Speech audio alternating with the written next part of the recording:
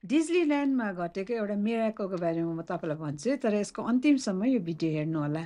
एउटा YouTuber Jacob coin भन्ने केटा चाहिँ डिज्नील्यान्डमा घुम्दै थिए अरे। घुम्दा घुम्दै उसको घुँडा चाहिँ चटक्कै दुख्यो अरे के। अनि जेकबले के भने कि उसलाई थाहा भयो अरे कि पवित्र आत्माले चाहिँ कसैको बारेमा अनि कसैको घुँडा दुखेको बारेमा मलाई बताइरहेको छ भनेर उसले थाहा पाए अरे।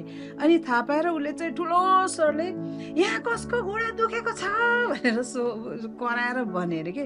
अनि त्यहाँ चाहिँ 9-10 जना केटाहरू चाहिँ ग्रुपमा बसेर चाहिँ अब बसेर गफ गर्दै थिए अरे।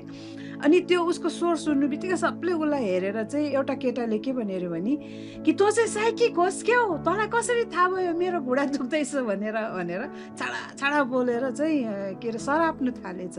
अनि जेकबले के भन्यो अरे भने कि म चाहिँ साइकिक चाहिँ होइन, तर परमेश्वरले तिमीलाई प्रेम गर्नुहुन्छ अनि तिम्रो घोडालाई उहाँले निको गर्नुहुन्छ भनेर चाहिँ निको गर्न चाहनुहुन्छ भनेर चाहिँ भन्यो अरे कि। अनि प्रार्थना गर्नु पनि दिएछ फेरि है।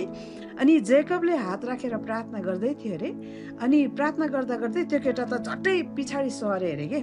अनि पछाडि सर्दाखेरि चाहिँ जेकबले भन्यो अरे के भयो तिमीलाई भन्यो अरे। अनि त्यो केटाले भन्यो अरे कि मेरो घुँडा दुख्नु छोड्यो भन्यो अरे। तपाईँलाई थाहा छ त्यस पछाडि के भयो?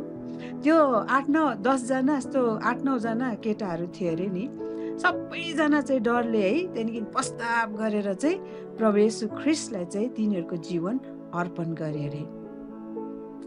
रोमी 2:4 के लेखेको छ भने कि the goodness of God leads one to repentance. परमेश्वरको भलाइले चाहिँ मानिसहरूलाई पश्चातापतिर डोर्याउँछ अरे। अनि परमेश्वरले येशूलाई तपाईँको लागि यो संसारमा पठाउनु भएको हो। परमेश्वरले तपाईँलाई भलाइको लागि उहाँले तपाईँलाई सृष्टि गर्नुभएको भने विश्वास गर्नुहुन्छ, तपाईँलाई प्रेम गर्नुहुन्छ, उहाँले विश्वास गर्नुहुन्छ भने like and subscribe and follow for more.